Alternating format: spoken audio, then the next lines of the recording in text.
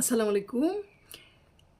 একটা মানুষ আপনাকে কতটা হিংসা করে এটা দেখার জন্য আপনার অন্য কোনো টুলস ইউজ করতে হবে না। ফেসবুকই আপনার হচ্ছে মনিটরিং টুল। যেটা দিয়ে আপনি বুঝবেন যে আপনাকে কতটা হিংসা করছে। তো যে যতই হিংসা করুক, হিংসা যে করে সে কখনোই ভালো কিছু করতে পারবে না এবং উপরে উঠতে পারবে না।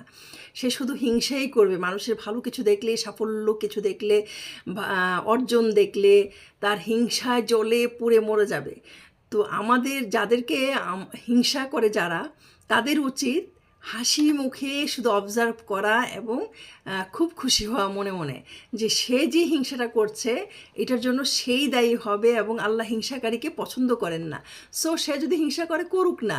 আমি আমার কাজ নিয়ে এগিয়ে যাব। আমি আমার সাফল্যের যতটুকু যাওয়া দরকার ততটুকুতেই যাব। যা করার দরকার তা করব, নোংরামি কিছু ছাড়া। এখন সে যদি হিংসা করে ভালো থাকতে পারে, করুক।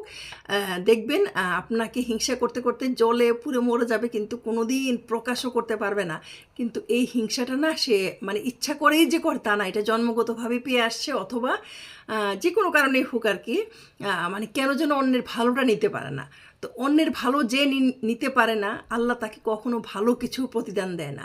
অন্যের ভালো নেওয়ার অভ্যাস আমাদের করতে হবে, অন্যকে এনকারেজ করা, সাফল্যে এগিয়ে আসা, এগুলো সবার দায়িত্ব। ভালো থাকবেন সবাই। আসসালামু আলাইকুম।